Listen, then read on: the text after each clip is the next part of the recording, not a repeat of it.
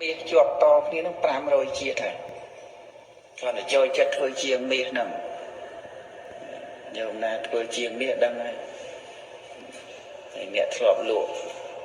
បន្លែហ្នឹងដឹងប្រមាណជាតិហើយចូលចិត្តលក់តែបន្លែហ្នឹងហើយអ្នកលក់ស្មៅហ្នឹងចូលចិត្តតែលក់ស្មៅទាំងជាតិណាក៏តែលក់ស្មៅចូលចិត្តហ្នឹងណាមានអញ្ចឹងសម័យពីដើមគេលក់ស្មៅសម័យឥឡូវមានគេលក់ស្មៅអត់មានកាត់បាច់ទាំងបាច់លក់នេះហើយទៅកាត់ឯណាកាត់ក្នុងវត្តក៏មានដែរបានស្មៅអញ្ចឹងទៅលោកបានកម្មដ្ឋានពីព្រះសិរីបុត្រអសពកម្មដ្ឋានហ្នឹងលោកអត់សប្បាយចិត្តទេណាអត់មានអីសោះចឹងលោកជាយាមអស់4ខែអត់មានបានសម្រេចមគ្គផលអីចឹងទៅនឹកឃើញព្រះសិរីបុត្រនឹកឃើញតែភិក្ខុនេះប្រហែលជាពុទ្ធវេនយសត្វហើយសត្វដែលមានតែប្រពុតទេដែលអាចជួយស្ថិតនៅក្នុងសំណាញ់ញៀនរបស់ព្រះសម្មាសម្ពុទ្ធហើយព្រះអង្គអាចដឹងព្រះអង្គជ្រាបបានអញ្ចឹងក៏នាំទៅកាន់សំណាក់របស់ព្រះសម្មាសម្ពុទ្ធនាំទៅអញ្ចឹងទៅព្រះអង្គក៏សួរនាយភិក្ខុអ្នកនាំភិក្ខុមកឬតែពិតមែនទេព្រះអង្គខ្ញុំព្រះអង្គឲ្យរៀនកម្មដ្ឋានភិក្ខុនឹងអត់ចេះសនឹងអត់មាននិមិត្តសំបីតែបន្តិចក៏អត់ដែរអស់4ខែហើយចឹងទៅបានព្រះអង្គត្រាស់សួរនាយសិរីបុត្រតែអ្នកឲ្យកម្មដ្ឋានអ្វីដល់សិទ្ធិវិហាររបស់អ្នកហ្នឹងបានសិរីបុត្រប្រាប់ថាបើពិតព្រះអង្គខ្ញុំព្រះអង្គឲ្យរៀនអសពកម្មដ្ឋានព្រះអង្គត្រាស់ថានាយសិរីបុត្រអ្នកមិនមានញាណជាគ្រឿងដឹងអធិស្ឋាននិងអនុស័យរបស់សត្វទាំងឡាយចឹងអ្នកទៅចោះចាំល្ងាចសូមមកយកកូនសិស្សទៅវិញទៅនាំទៅពីព្រលឹមហើយព្រះអង្គថាចាំល្ងាចមកយកមកបានសម្រេចមគ្គផលហើយជ្រាបច្បាស់អញ្ចឹងមកព្រះអង្គក៏បញ្ជូនព្រះសិរីបុត្រទាំងឲ្យទៅវិញទៅហើយមើលព្រះអង្គឲ្យស្លៀកស្បង់ជីវរដែលជាទីពេញចិត្តណាស្អាតនឹងស្លៀកទៅហើយក៏នាំភិក្ខុនឹងទៅបិណ្ឌបាតក្នុងស្រុកហើយក៏ក្រោយមកព្រះអង្គប្រទាននៅរបស់ទំពីរបស់ឆាន់ឆ្ងាញ់អាប៉និតល្អចូលចិត្តស្អាតអីណាប្រហុកអស់អីចូលចិត្តទេចិត្តតែឆ្ងាញ់ចឹងទៅហើយទៅថាមើលទៅស្អាតទៀបចំស្អាតអានឹងចូលចិត្តឆានដែរចឹងក៏ឆានអីហើយទៅក៏ទៅកាន់វិហារព្រះអង្គញ៉ាំងពេលវេលានឹងអស់ទៅកន្លះថ្ងៃពេលថ្ងៃជ្រេបន្តិចថ្ងៃជ្រេបន្តិចទៅព្រះអង្គក៏នាំភិក្ខុនឹងទៅកាន់វិហារទៅព្រះអង្គនិមិត្តធ្វើស្រះបោកករណីមួយហើយនិមិត្តធ្វើជាព្រៃស្វាយវាសំហ្នឹងមិញសិតតែព្រៃស្វាយហើយនិមិត្តនៅគុំឈូកធំសិតតែឈូកនៅក្នុងស្រះហ្នឹងមានឈូកក្រហមអីជាដើមអញ្ចឹង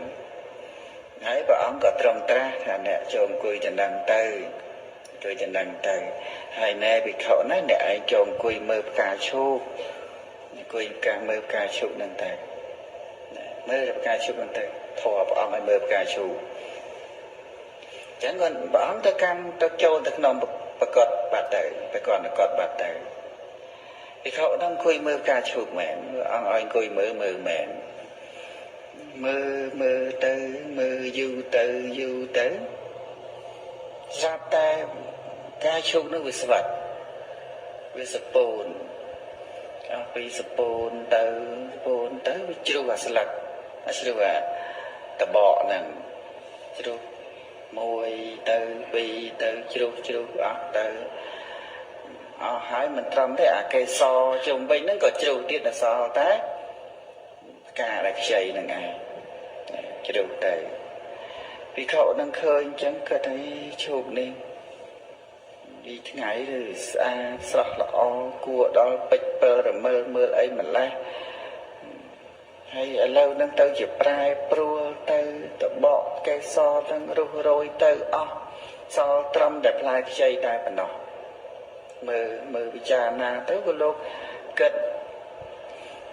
ចឹងការចាស់ជរារបស់ការឈោកមានសភាពបែបនេះគង់ប្រកបចំណងបើរាងកាយរបស់អាត្មាអញរាងកាយរបស់អាត្មាអញហ្នឹងតែអាចតាំងនៅបានប្រមាណសង្ខារទាំងឡាយមិនទៀងមែនណលោកគួយតែឯងហ្នឹងគឺមើលទៅ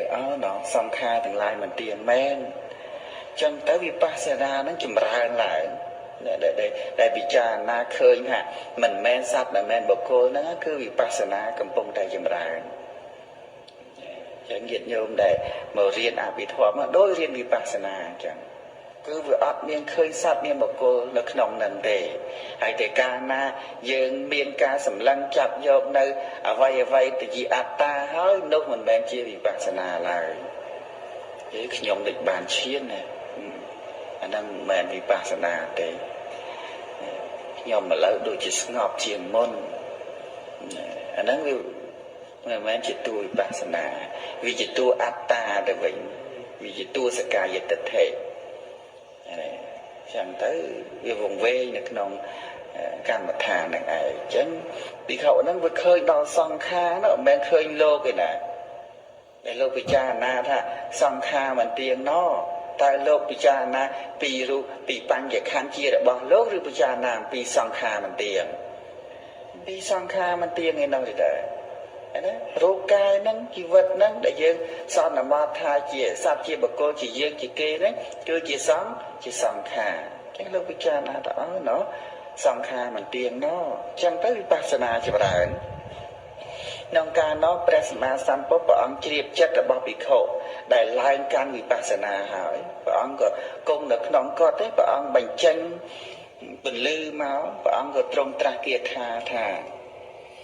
អ្នកចូលដកសេចក្តីស្រឡាញ់របស់ខ្លួនចេញដកអីដកសេចក្តីស្រឡាញ់ដកអី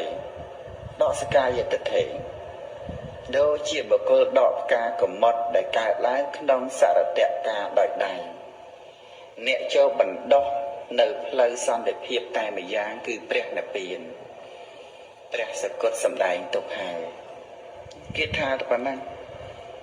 គាថាដែលព្រះអង្គសម្ដែងអ្នកចូលដកនៅសេចក្តីស្រឡាញ់របស់ខ្លួនចេញដកការជាប់ជំពាក់ពួកឡើងកាន់វិបស្សនាញាណហើយដល់ចឹងទៅវាបានឃើញថាខ្លួននឹងជាសត្វជាបុគ្គលណាឃើញត្រឹមតែជាសង្ខារអញ្ចឹងព្រះអង្គឲ្យដកសកាយតិដ្ឋិដកឧបាទាននឹងចេញពឹបមកដកព្រឹបចេញមកតាមការសម្ដែងរបស់ព្រះអង្គលែងប្រកាន់ចំពោះបញ្ញខណ្ឌលះបង់នៅកិលេសភិក្ខុនឹងបានសម្រេចព្រះអរហន្តទៅណាគួយមុខគាត់ព្រះអង្គបានសម្រេចព្រះអរហន្តទៅរួចផុតចាកទុក្ខទាំងពួងហើយក៏បានបន្លឺនៅឧទានវាចាថាអាត្មាអញនោះមានធម៌ជាគ្រឿងនៅចប់ហើយសោលសកិច្ចកិច្ចទាំង16ហ្នឹងសោតាសោតា4សកតិ4អនាគា4អរហត្តមគ្គ4ហ្នឹងទាំង16សោលសកិច្ចហ្នឹងចប់ហើយធម៌ជាគ្រឿងនាំសត្វទៅកាន់លោកហ្នឹងយើងបានបញ្ចប់ហើយមានឆន្ទៈក្នុងចិត្តបរិបូរណ៍ហើយមានអាសវៈអស់ហើយទ្រង់ទុកនៅរាងកាយជាចុងក្រោយណារាងកាយហ្នឹងគ្រាន់តែស្ថិតនៅជាចុងក្រោយទេរងចាំតែថ្ងៃពេលនិព្វានតែប៉ុណ្ណោះមានសិលបរិសុទ្ធណាព្រះអរហន្តសិលបរិសុទ្ធណាមានឥន្ទ្រីតាំងមាំល្អហើយសម្រួមដោយឥន្ទ្រីមិនមែនដោយបឋិជនទេណាមានឥន្ទ្រីតាំងមាំល្អហើយរួចផុតហើយដូចជាព្រះច័ន្ទចេញផុតអំពីរាហូច័ន្ទចេញពីរាហូអញ្ចឹងអាត្មាអញបន្តបងនៅមន្ទិលទាំងពួងដែលធ្វើងងឹតគឺមោហៈឲ្យដាច់ហើយណាបញ្ញាកើតឡើងកំចាត់បងនៅភាពងងឹតគឺមោហៈដូចជាព្រះអាទិត្យមានរស្មីរាប់ពាន់បញ្ចេញពលឺមកអញ្ចឹងពេលដែលព្រះអាទិត្យរះមកពឹបភាពអន្តការងងឹតហ្នឹងក៏បាត់បង់ទៅភ្លឺរុងរឿងធ្វើនៅពន្លឺដ៏រុងរឿងក្នុងលំហនៃមេឃដូច្នោះសូមអនុមោទនា